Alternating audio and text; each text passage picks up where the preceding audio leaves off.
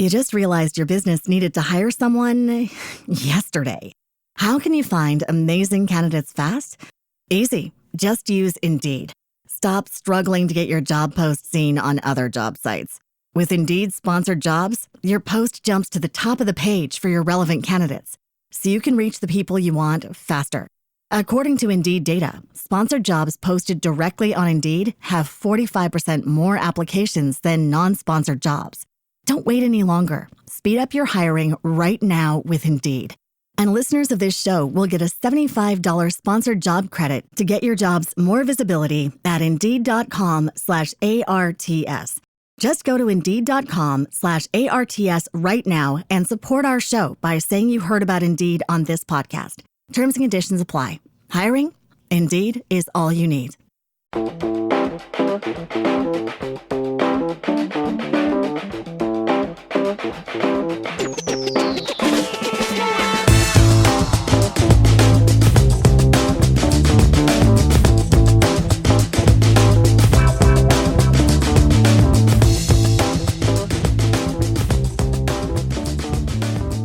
Good evening, ladies and gentlemen.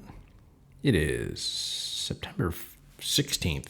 Man, this month is flying by. No, I'm not in the house yet. Not in the house. The one I was going to be in May, not there yet, but I'm getting closer. October for sure. No doubt in my mind. No later than November. But I'm pretty sure I can guarantee I will be in by December.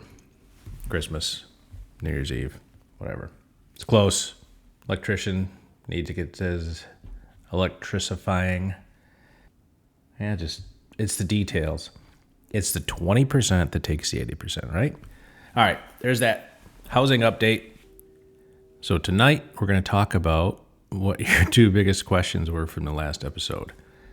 I want to know more about the Stalker. Tell me about the drink. The message about power and leadership and bossing completely got missed. So we'll talk about those two questions and I'll redo that other stuff because it's important. It's very timely and very important because it ties in the Stalker and the power. Those are things that come to play because the weakness, they have to exert some sort of power to show they have strength instead of just knowing they have strength. The weaker the person, the more they feel the need to influence. It's a shame. So let's talk about the drink first. I had a scotch a couple weeks ago when my tooth was unbearable because I could not get relief from professionals. And everybody asked a million questions about it, so we'll go through those. Number one, yes, I did. Had a nice juicy scotch, and it was okay. I didn't buy my favorite brand because I didn't want to trip that light fandango, but I did buy a good one, and it wasn't a horrible drink. It was a horrible feeling. I did not like that buzz anymore. What I did like is that it took the tooth pain away. And talk about dichotomy. Here I am, 8.5 years out from being blind, ass drunk, ready to blow my brains out. Right back to the edge. You think, oh my God, what's this going to do? Well, nothing, thankfully, because I've been in recovery long enough that, okay, if you believe what you teach, then you should be able to survive something like this. And I did. The tooth pain, gone. The guilt was present for a moment. But I also say, I know I'm accountable to myself. Nobody's sitting here watching me. I don't have a babysitter. And if I do, they can get bent. I don't care. Watch as much as you want. Report whatever you want. The one that needs to know the truth is me. Now, how do I account for that beverage? How do I account for my behavior? I already did. It's over and done with. Some of the other questions, did it make you feel like you wanted some more? No. Maybe if it would have been more tooth pain, but we had a fix in place for that the next day, so I didn't have to worry about that. Maybe if I were suffering physically again the next day, I would have thought about that. But no. That physiological, that psychological, and that emotional need for that beverage seems to have left. Does that mean I'm going to go out and buy a bottle of Dewar's and give it the old 1-2 and see if I can stand that? Nah. I was out at the shop this weekend with my buddy Doug, and the fridge is stocked with LaCroix, Meyer bottled water and some of my athletic beverage brand favorite fake beers, IPA. And they're so damn good. I'm really glad that Athletic Brewing came online because their beer, their fake beer, is delicious. It's nice to know that I do enjoy the flavors as opposed to the numbing that it used to provide. I can't sit there and drink 12 of those Athletic Brewing beers or I'll get sick. I had two. It was a hot, sunny day, very dusty, and it just seemed appropriate to have that taste, and it was great. But two was enough. Not if that would have been PBR. Nope. I don't know what the difference is, what your body does, what the wiring does, or the physiology does, that I could sit there and drink a 12-pack of PBR, no problem. But two regular pretend beers or NA beers, that's probably good.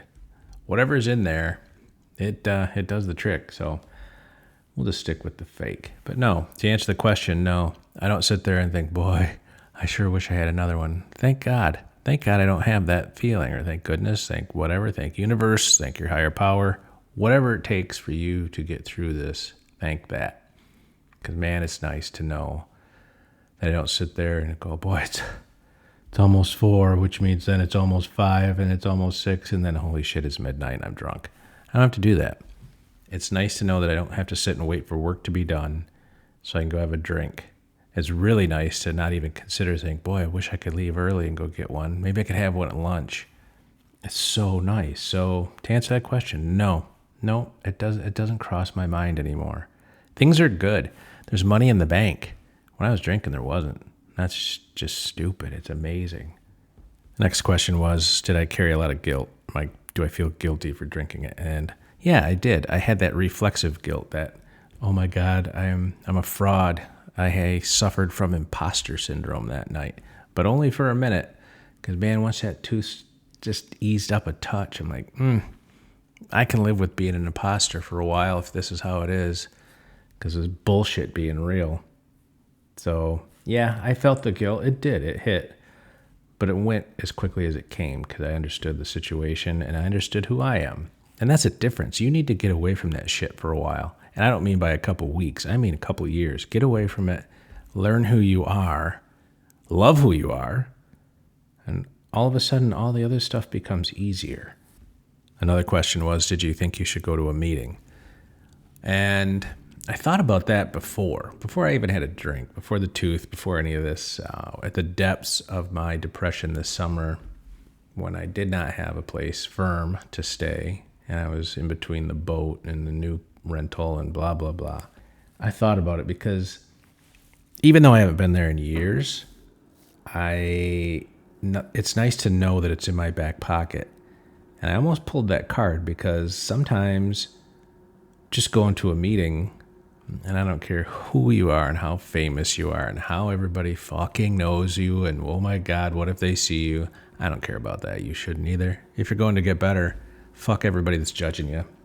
They shouldn't be on your list of people to think about anyway. So yeah, no, I haven't gone to a meeting. I haven't been in years. I still might. Things are better now. There's always room for improvement.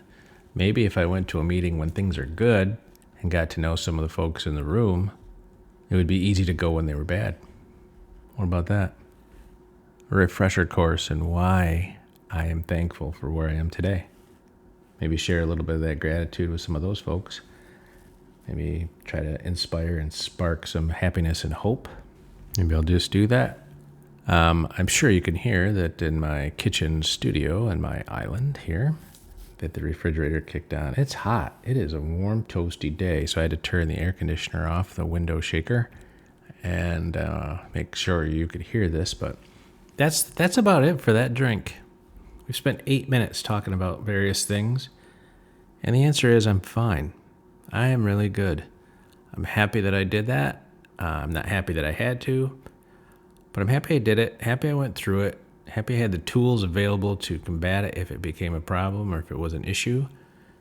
And I'm happy to have that vision. Actually, I'm grateful to have the vision that says, hey, go to this meeting, find one that you like, get to know some new people. What's wrong with that? Nothing. Go when you're good so that you have it when it's bad, right? That topic has now been properly beat to death. Let's get to the stalker. Yeah, I had 100 questions about that. It's amazing how this podcast, I don't know if it's because I've done more episodes. Let's go with that. Sounds better. I don't know if I've done more, but the consistency is a little bit better. I don't wait 2 months in between episodes. I don't know what's happening, but I have a lot more listeners and a lot more consistency. So thank you.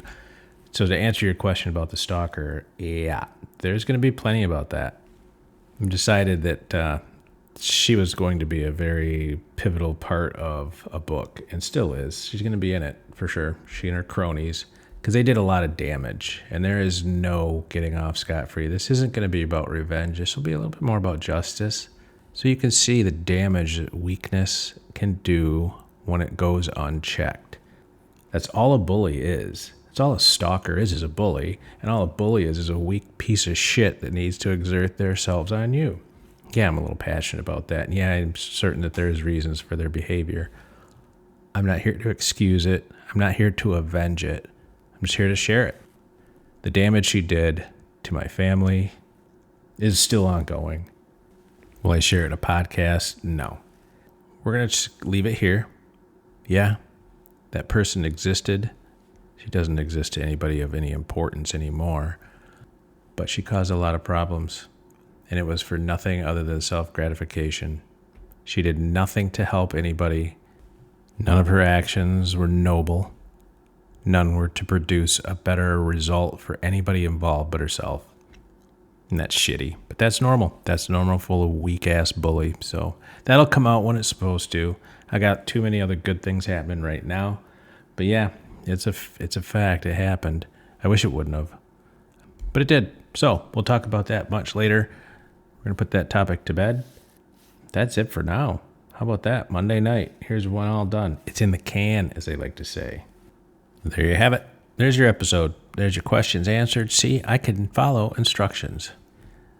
Got more questions? Fire them my way. Got more things on your mind? Send them on. We'll see if we can't do it. I will sit down, I promise, and get this weekend. I don't know if it'll be this weekend or what, but we'll get to where I can do the special guest. That's important. You've heard enough out of me. It'd be fun to have somebody important on the phone. Somebody with something to say. There you go. Happy Monday. Thanks for listening. Have a great week.